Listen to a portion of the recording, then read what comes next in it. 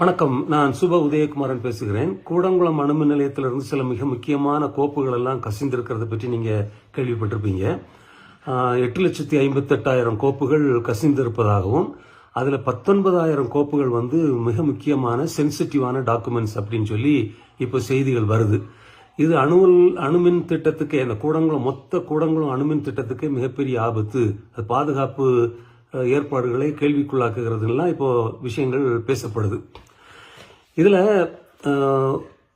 நம்ம போராட்டம் நடக்கும்போது கூடங்குளம் அணுமின் நிலையத்தை பற்றியுள்ள இந்த சைட் இவாலுவேஷன் ரிப்போர்ட், தள ஆய்வறிக்கை, சேஃப்டி அனாலிசிஸ் ரிப்போர்ட், பாதுகாப்பு ஆய்வறிக்கை, சுற்றுச்சூழல் தாக்க அறிக்கை, என்வாயர்மெண்டல் இம்பாக்ட் அசஸ்மெண்ட் ரிப்போர்ட், இந்த மாதிரி உள்ள ரிப்போர்ட்கள்லாம் தரணும். மற்ற நாடுகளில் இந்த ரிப்போர்ட்லாம் மக்களுக்கு கொடுத்துட்றாங்க, வெப்சைட்லயே போட்டுறாங்க அப்படின்னு நான் சொல்லி அந்த ரைட் டு இன்ஃபர்மேஷன் கமிஷன்கிட்ட முறையிட்டேன். அவங்க ஆமா இந்த ரிப்போர்ட்லாம் கொடுங்க அப்படின்னு சொன்னாங்க. NPCILங்கக்கூடிய இந்த இந்திய அணுமின் கழகம் டெல்லி ஹைகோர்ட்டுக்கு போய் இப்படி கொடுக்க முடியாது அப்படின்னு கேஸ் போட்டாங்க. இப்போ கடந்த மே மாசம் அந்த கோர்ட் அந்த வழக்கில் தீர்ப்பு வந்தது என்னன்னா அது கொடுக்கக்கூடாது அப்படின்னு சொல்லி. இவங்க தரமாட்டாங்கிறாங்க, கோர்ட்டு கொடுக்க வேண்டாங்குது. இன்னைக்கு கூடங்குளம் அணுமின் நிலையத்தை பற்றி உள்ள அத்தனை தரவுகளும் வெளியே கிடக்குது. யார் யார் கையில் இருக்க போகுது, அவங்க என்னென்ன பண்ண போறாங்கக்கூடிய ஒரு மிகப்பெரிய அச்சுறுத்தலான நிலைமையில நம்ம இன்னைக்கு இருக்கிறோம். அதே மாதிரி இந்த அட்டாமிக் எனர்ஜி ஆக்ட் 1962, அதாவது இந்திய அணுமின் சட்டம் 1962 படி அணு உலைகளை ஒன்றிய அரசு தான் நடத்த முடியும், தனியார் நடத்தக்கூடாதுன்னு இருக்கு சட்டம்.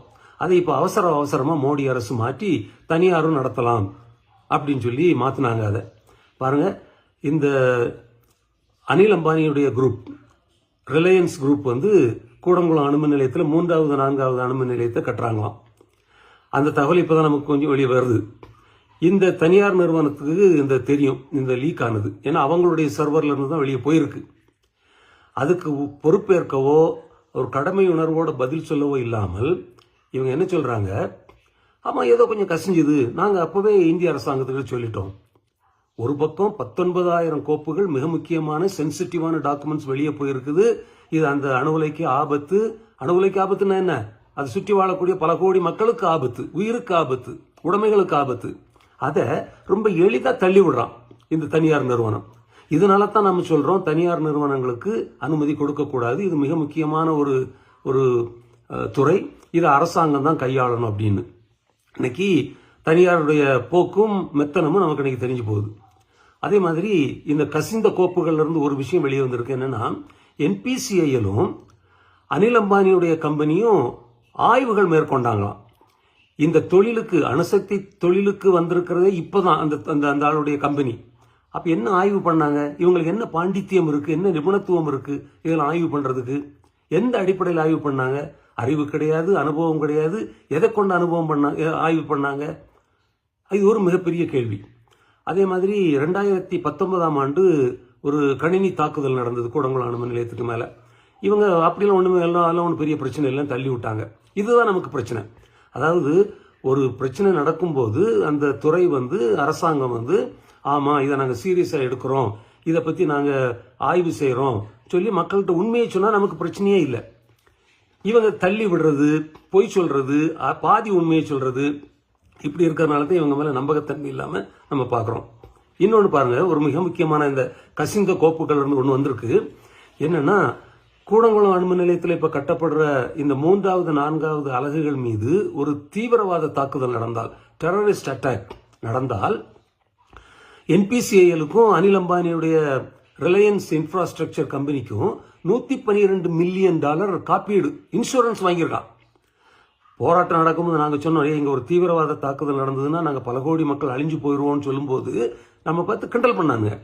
இங்க என்ன தீவிரவாதம் நடக்க போகுது, இங்க என்ன போர் நடக்க போகுது அப்படின்னு. இப்ப பாருங்க, அண்மையில போரே நடந்தது. ட்ரம்புடைய போர் நடக்கும்போது அங்க ஒரு கப்பலை உடைச்சி இலங்கை அந்த மாலுமிகளை பிடிச்சு கொண்டு போனாங்க.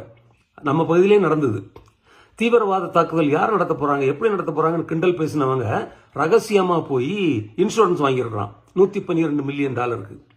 அதே நேரம் கூடங்குளத்தில் ஒரு விபத்து நடந்தால் பாதிப்புக்குள்ளாகக்கூடிய பல கோடி மக்களுக்கு எவ்வளவு தெரியுமா இழப்பீடு? வெறும் $460 மில்லியன். ஒரு கம்பெனியினுடைய காப்பீடு தொகை 112 மில்லியன். பல கோடி மக்கள் பாதிப்புக்குள்ளாகும் போது வெறும் $460 மில்லியன், அதை வச்சு எல்லாருக்கும் டீ வாங்கி கூட கொடுக்க கூட முடியாது. இதைத்தான் நாங்கள் சொல்லிக்கிட்டு இருக்கிறோம். ஆக கூடங்குளம் அணுமின் நிலையத்தை பற்றிய இந்த பாதுகாப்பு உறுதிமொழிகள் எல்லாம் இன்னைக்கு தகர்ந்து ஒரு மிகப்பெரிய அவலத்துக்குள்ள நம்ம மாட்டியிருக்கிறோம். அதனால தான் நாங்கள் சொல்றோம், மோடி அரசு இப்படி வாயை மூடி மௌனம் காக்காமல் கூடங்குளத்தில் என்ன நடந்தது, என்னென்ன தகவல்கள் கசிஞ்சிருக்கு, அது எப்படி அந்த திட்டத்தை பாதிப்புக்குள்ளாக்குது கூடிய ஒரு விசாரணை கமிஷன் நடத்தணும். ஒன்று. ரெண்டாவது, இந்த விசாரணையெல்லாம் முடிந்து இதனுடைய பாதுகாப்பு தன்மை உறுதிப்படுத்தப்படும் வரை வேலைகளை நிறுத்தி வைக்கணும். 2.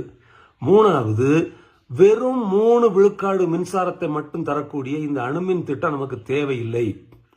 தமிழ்நாட்டையும் கேரளத்தையும் மிகப்பெரிய ஆபத்துக்குள் தள்ளக்கூடிய இந்த கூடங்குளம் அணுமின் நிலைய திட்டம் தேவையில்லை. அந்த திட்டத்தை முழுமையாக மூடணும். ஒட்டுமொத்த இந்தியா மீது மிக அதிகமாக அடர்த்தியாக மக்கள் வாழக்கூடிய இந்தியால இப்படிப்பட்ட அழிவு திட்டங்கள் வேண்டாம். அதுவும் தனியாரை உள்ளடக்கிய வெளிநாட்டு கம்பெனிகளை உள்ளடக்கக்கூடிய திட்டம் வேண்டாம் என்று அரசு முடிவெடுக்க வேண்டும் என்று நாம் வலியுறுத்துகிறோம். நன்றி.